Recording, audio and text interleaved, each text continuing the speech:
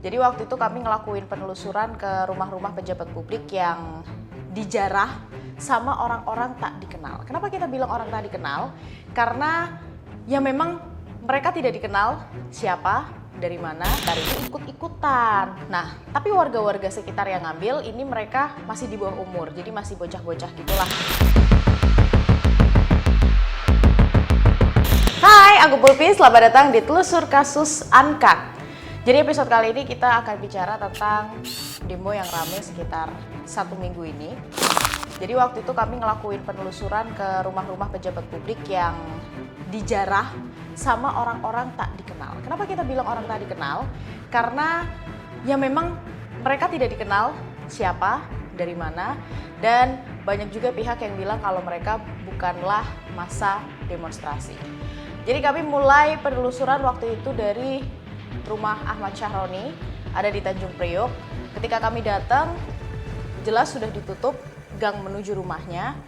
Terus dijaga warga, ada juga aparat yang nggak pakai seragam, juga ikut jaga.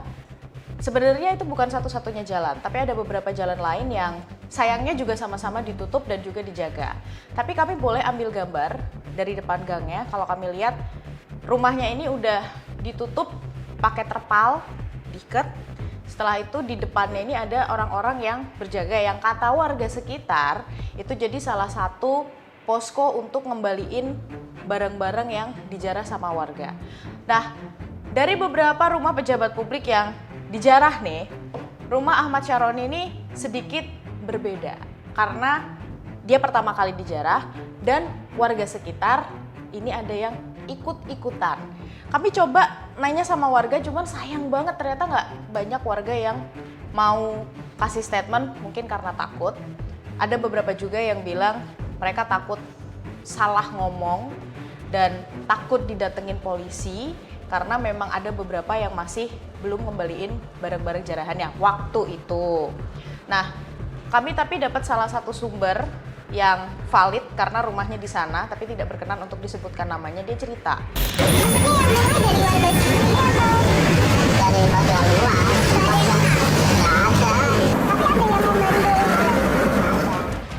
Tapi warga membenarkan ada warga sekitar yang terprovokasi dan ikut-ikutan menjarah.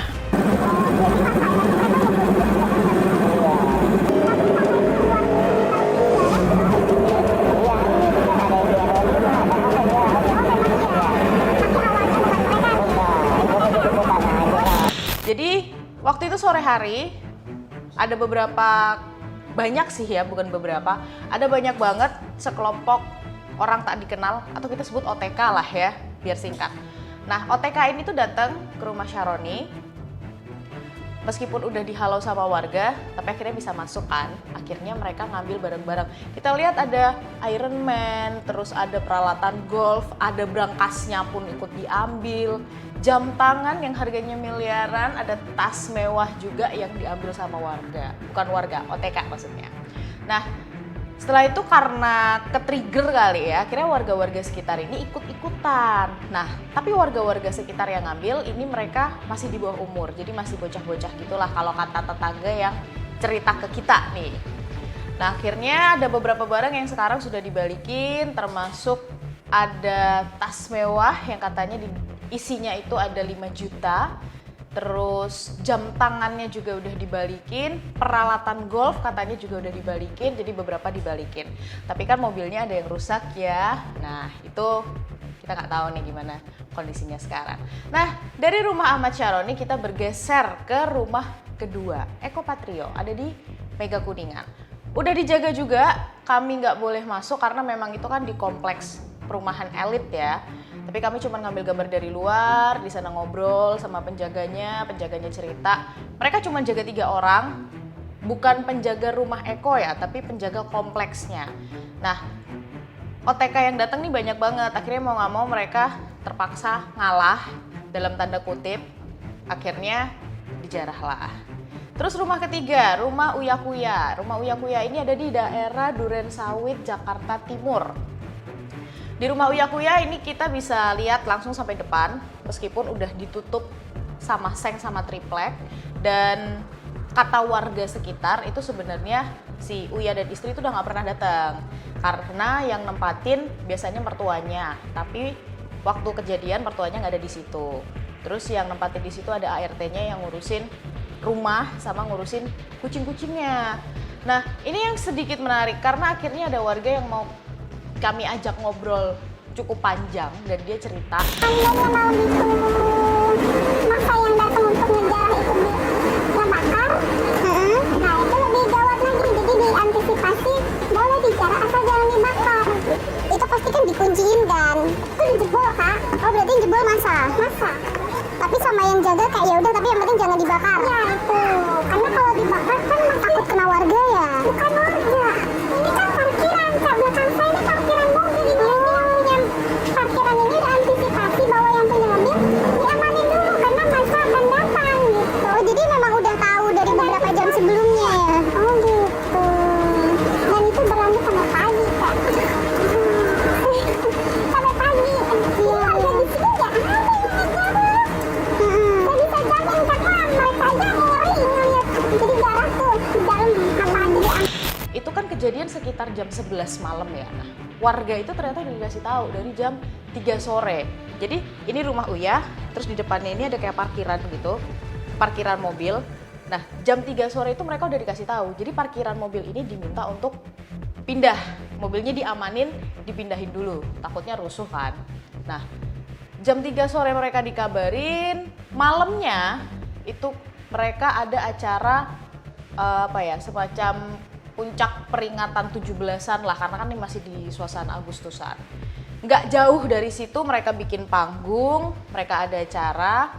Sekitar jam 11 malam tiba-tiba ada banyak OTK yang datang dan biasalah pasti ada provokator-provokatornya.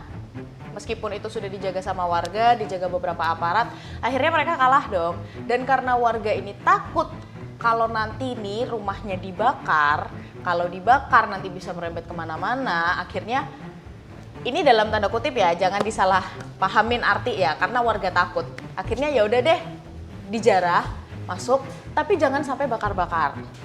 Dah, ternyata penjarahan ini nggak cuma satu kali. Jadi 11 malam, terus sekitar jam setengah 1 atau setengah 2 pagi, datang lagi tuh gelombang OTK yang kedua. Mereka ngambilin sisa-sisa. Warganya takut, mereka itu bahkan yang diambil bukan cuman barang-barang besar, tapi baju itu juga ikut diambil. Dekat situ ada warung, yang punya warung nih cerita, baju itu sampai berserakan di depan warung dia. Yang akhirnya dibuang sama orang-orang itu, dibuang di tempat sampah. Jadi ada tempat sampah yang kemarin kami kesana tuh masih ada tuh baju-baju di situ. Nah, selain itu kucing-kucingnya juga diambil kan. Aduh, ini pasti cukup melukai hati para cat lover ya. Nah, terus karena si warga sekitar itu kan mereka lagi ada acara 17-an. Nah, si OTK ini tuh jadi mereka ngelewatin warga yang lagi ada acara, ngelewatin panggung sambil bawa barang, sambil bawa macem-macem, terbalik lagi. Bahkan ada yang sempat bilang sama warga di sekitar situ dengan terang-terangan, boleh nitip nggak nih barang jarahan?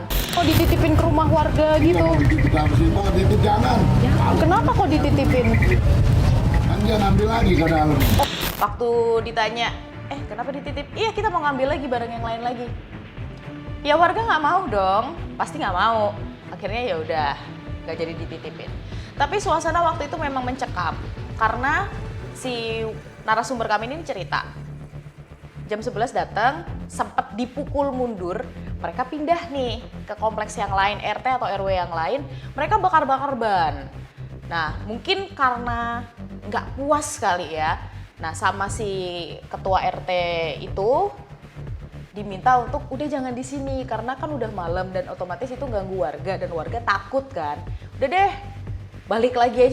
Akhirnya mereka balik lagi tuh sekitar setengah 1 atau setengah 2 untuk ngejarah lagi yang kedua kalinya.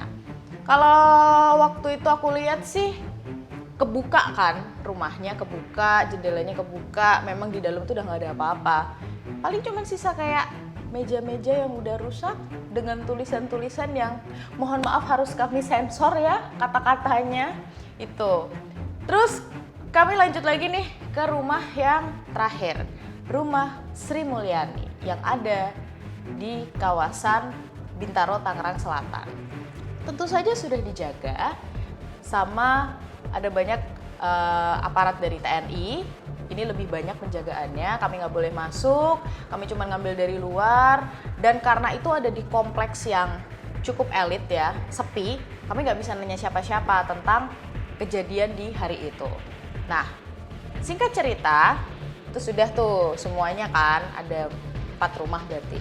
Jadi ada rumah Mas Syaroni, ada rumah Eko Patrio, ada rumah Uya Kuya, ada rumah Sri Mulyani. Itu kalau kita lihat lokasinya tuh sebenarnya cukup jauh ya, dari Jakarta Utara ke Mega Kuningan, ke Duren Sawit, terus ke Bintaro. Tapi jarak waktunya itu pendek. Jadi cuma jarak beberapa jam yang bisa disimpulkan. Mungkin kalau kalian punya kesimpulan lain boleh coba komen di bawah. Cuman kesimpulan yang kami ambil adalah itu dilakukan oleh orang yang berbeda. Nah, kalau Ahmad Syaroni memang sih ada beberapa tetangga yang ikut-ikutan. Nah, kalau 3 rumah lainnya ini memang pure dari warga luar, dari OTK, memang benar-benar bukan ada tetangganya tuh gak ikut-ikutan sama sekali. Nah, bahkan waktu itu kami sempat nanya nih ke beberapa tetangganya ya, sempet denger nggak ada semacam komando kayak oke 1, 2, 3 kita dobrak nih gerbangnya. Ternyata ada. Cuman sayangnya karena warga panik waktu itu, mereka nggak bisa mengidentifikasi itu orang mana, itu siapa. Tapi kalau menurut mereka sih rata-rata mereka bilang kayaknya sih orang-orang ya bukan dari luar Jakarta, kayaknya sih orang-orang Jakarta aja. Tapi who knows, kita nggak tahu. Jadi sekarang kita coba buka komentar-komentar yang ada di YouTube. Jadi kalau kita lihat di sosmed nih ya, kebagi jadi 2 kubu. Satu yang setuju jarah-jarahan, yang kedua nggak setuju kalau ada jarah-jarahan. Kalau kamu yang mana, setuju atau nggak? Coba komen. Kita lihat dulu nih, ada komentar. Jangan bawa-bawa nama rakyat kalau menjarah, ngerusak rumah orang. Itu kriminalitas, bukan demonstrasi. Ini kebukti udah ada beberapa orang yang jarah ditangkap ya sama polisi. Terus kadang semua berawal dari ajakan di sosmed biar pada datengin rumahnya, ternyata rame, akhirnya jadi makin banyak berita kayak gitu. Yang FYP mah enak aja santai, ujung-ujungnya rakyat juga yang kena. Ini sih kita memang harus lebih hati-hati ya kalau buka sosmed. Kadang ada yang suka ajak, kenapa kita nggak serang rumah ini, serang rumah itu? Coba difilter dulu, bisa jadi mereka adalah akun-akun bodong, buzzer-buzzer yang berusaha untuk provokasi. Terus kalau mau demo silahkan aja lur, tapi jangan ngambil hak yang bukan milik kita. Itu sama aja, tidak baik. Ada yang bilang, maling teriak maling dong. Ya, gitulah. Yang mulai menjarah biasanya orang tak dikenal dan provokator. Mereka bukan pendemo yang sebenarnya. Nah, kemarin ini aku sempat baca komen, dia ternyata adalah tetangga dari salah satu pejabat itu. Nah, ini dia. Kami juga tinggal di daerah situ, dekat sekolah SMP 135 dan kompleks statistik Poncol Pondok Bambu Jakarta Timur. Itu bukan warga dekat rumah Uya Kuya. Warga di situ sangat kenal baik dengan keluarga Uya Kuya dan warga di situ baik-baik dan sopan-sopan. Tidak pernah ada kejadian apa-apa di situ. Rumah ia dekat Masjid Darul Ilmi. Warga di situ soleh-soleh dan baik-baik sekali. Tidak ada warga di situ yang berperilaku yang tidak baik, apalagi merusak dan menjarah. Kami tidak berani keluar rumah pada malam itu, takut. Jadi waktu itu karena lagi ada acara 17-an tadi kan aku cerita, akhirnya panggungnya itu dibongkar cepet-cepet. Takut ikut dijarah kali ya. Terus ada juga nih akhirnya komen yang, aku mah kasihan sama kucing-kucingnya. Semoga yang ambil kucing ngerawatnya dengan baik dan jangan sampai jadi korban. Ini yang sempat rame karena kan katanya Uya Kuya tuh breeding. Kalau yang nggak tahu, breeding tuh kayak ternak kucing gitu. Tapi waktu ditemuin kenapa kurus-kurus. Nah, berhubung saya cat lover, saya penasaran banget nih. Saya nanya sama warga sekitar, emang iya Uya Kuya breeding? Katanya sih enggak, memang cat lover. Nah, tapi nggak tahu nih kenapa kok ketika ditemuin si anabul lucu ini mereka kurus-kurus. Cuman harusnya sih ada yang ngurusin ya di sana. Nah, kita nggak lagi ngomongin tentang kucingnya Uya Kuya. Jadi gimana nih menurut kalian teman-teman tentang penjarahan rumah pejabat publik? Setuju atau enggak? Coba komen di bawah.